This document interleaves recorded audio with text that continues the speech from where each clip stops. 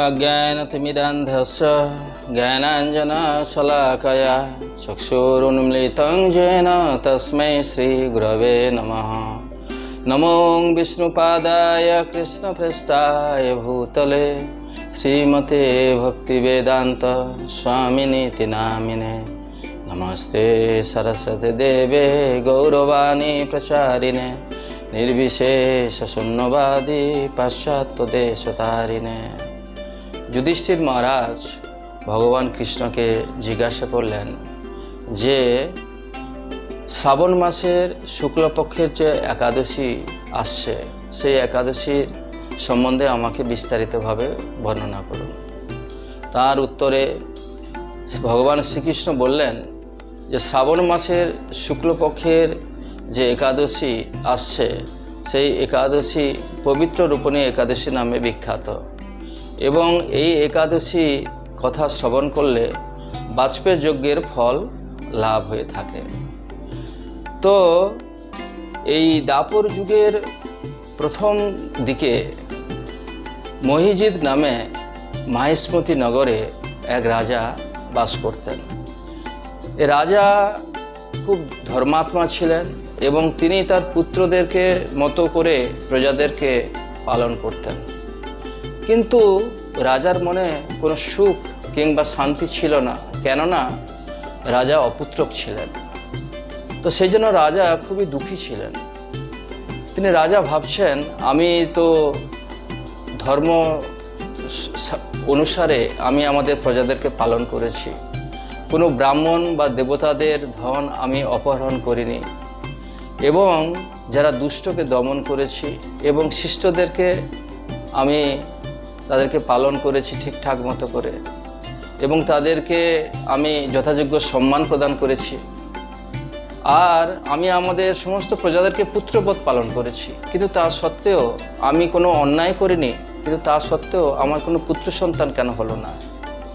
তো সেই জন্য তিনি তার প্রজাদেরকে তিনি খুব কাতর অনুনয় করে বললেন, হে প্রজাবৃন্দ, আমি তো জীবনে কোনো পাপ করিনি, আমি আপনাদেরকে পুত্রবৎ পালন করেছি, তবুও কি কারণের জন্য আমি অপুত্রক রয়েছি, নিঃসন্তান রয়েছি। কৃপা করে আমার এই অনুসন্ধান করুন এবং অনুসন্ধান করে আমার এই দুঃখ আপনারা মোচন করুন।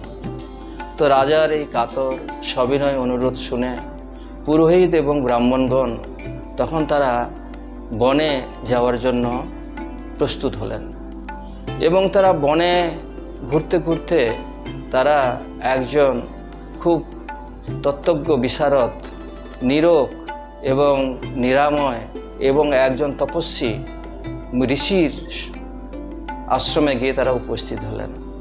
এবং এই ঋষি ত্রিকালজ্ঞ ঋষি ছিলেন এবং তিনি লোমশ নামে বিখ্যাত ছিলেন। এই লোমশ ঋষি ব্রহ্মার মতো তেজস্বী ছিলেন। ব্রহ্মার একটি কল্পে তার শরীর থেকে একটা লোম পতিত হতো, সেই জন্য এই ঋষির নাম লোমশ নামে বিখ্যাত ছিলেন। তো লোমশ ঋষিকে তারা পাদ্য দিয়ে পুজো করে তাকে প্রণাম করলেন এবং তার প্রশংসা করতে লাগলেন। তখন লোমশ ঋষি বললেন, আপনারা কারা এবং কী জন্য আমার এত প্রশংসা করছেন? আমি কি আপনাদের জন্য কোনো উপকার করতে পারি? কৃপা করে আমাকে তা বর্ণনা করুন। তখন এই ব্রাহ্মণ এবং পুরোহিতরা বললেন, হে মুনিবর, আমরা মহিজিৎ নামক রাজার মাহিষ্মতি নগর থেকে আমরা আসছি, কিন্তু রাজার কোনো পুত্র সন্তান না থাকার দরুন তিনি খুব দুঃখী আছেন এবং আমরা ও রাজার প্রজারা রাজাকে আমরা খুব ভালোবাসি এবং তিনি আমাদেরকে পুত্রবৎ পালন করেন। তো সেই জন্য রাজার দুঃখে আমরাও দুঃখী এবং সেই জন্য যাতে রাজা একজন পুত্র সন্তান লাভ করতে পারেন এবং তিনি যাতে দুঃখ থেকে মোচন হতে পারেন সেই ব্যাপারে কৃপা করে যদি উপদেশ করেন তাহলে আমরা আপনার কাছে খুবই কৃতার্থ হব। তো তার কথা শুনে সেই লোমশ ঋষি তখন তিনি একটু ধ্যানমগ্ন হলেন এবং তিনি ধ্যানে দেখলেন এই রাজার পূর্বজীবনের বৃত্তান্ত।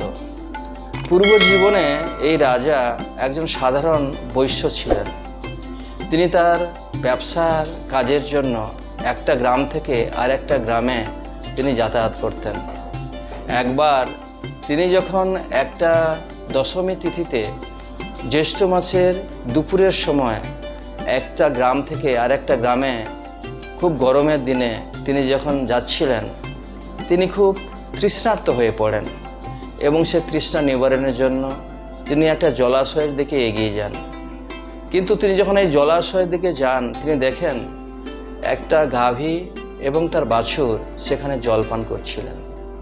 তখন তিনি সেই গাভী এবং সেই বাছুরকে তিনি হটিয়ে দিয়ে সেই জলাশয় থেকে তিনি নিজেই তাদের জল পান করতে থাকেন।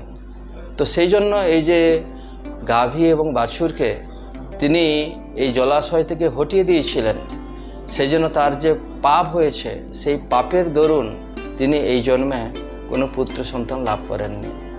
সেই পাপের জন্য তিনি নিঃসন্তান রয়েছেন। তো এই যে পাপ থেকে মুক্ত হওয়ার জন্য তখন কি কোনো উপায় আছে? তখন মুনিবর বললেন, হ্যাঁ, তার যে এই যে প্রারব্ধ কর্মফল মুক্ত হওয়ার জন্য একটা উপায় নিশ্চিত আছে। যদিও রাজা তার পূর্ব জন্মের যে পুণ্য ফলে তিনি নিষ্কণ্টক রাজ্য ভোগ করছেন, কিন্তু যেহেতু তিনি এই পাপ কাজ করেছেন, সেজন্য তোমরা এই পবিত্র রূপণী পুত্রদা একাদশী, এই যে শ্রাবণ মাসের শুক্লপক্ষে যে একাদশী আসছে, এটাকে বলা হয় পবিত্র রূপণী একাদশী। এই একাদশী ব্রত যদি তোমরা পালন করো, এবং একাদশী পালন করতে গেলে তোমরা সারাদিন ধরে একাদশী ব্রত ভগবান নারায়ণের যথাযোগ্য আরতি, পূজা এবং তার ভোগ নিবেদন করে রাত্রি জাগরণ করে পরের দিন তোমরা যদি ব্রাহ্মণদেরকে ভোজন করে তাদের দান দক্ষিণা দিয়ে থাকো এবং সেই একাদশীর ফল যদি রাজাকে অর্পণ করো, তাহলে রাজা নিশ্চিত রূপে এই পবিত্র রূপণী পুত্রদা একাদশী যে ফল রাজা লাভ করতে পারবেন এবং তিনি পুত্র সন্তান লাভ করতে পারবেন। তো তাদের কথা শুনে, মুনিবরের কথা শুনে এই সমস্ত প্রজাবৃন্দ রাজ্যে এসে রাজাকে সেই বৃত্তান্ত কথা বললেন এবং রাজা সমস্ত এবং প্রজারা মিলে সেই পবিত্র রূপণী পুত্রদা একাদশী পালন করলেন এবং তার যে ফল রাজাকে প্রদান করলেন, যার ফলে রাজা যে রানী তিনি গর্ভবতী হলেন এবং একজন সর্বমঙ্গলময় এবং সর্বাঙ্গ সুন্দর একটা বলিষ্ঠ পুত্র সন্তানের জন্ম দিলেন। তো এই যে একাদশীর ফলে রাজা পুত্র সন্তান অপুত্রক ছিলেন, পুত্র সন্তান লাভ করে তিনি মহা আনন্দে সাগরে ভাসতে লাগলেন। যারা এই পুত্রদা পবিত্র রূপণী একাদশীর কথা শ্রবণ করবেন, তারা সমস্ত পাপ থেকে মুক্ত হবেন এবং মুক্ত হয়ে অন্তিমে দিব্যলোক গোলকধামে যাত্রা করে ভগবানের দিব্য সেবা, সুখ বা আনন্দ লাভ করবেন এবং আপনাদের মনুষ্য জীবনকে সার্থক করবেন। সেই জন্য আপনারা সবাই মিলে এই পবিত্র রূপণী একাদশী পালন করুন এবং আপনাদের মনুষ্য জীবনকে ধন্য করুন। হরে কৃষ্ণ।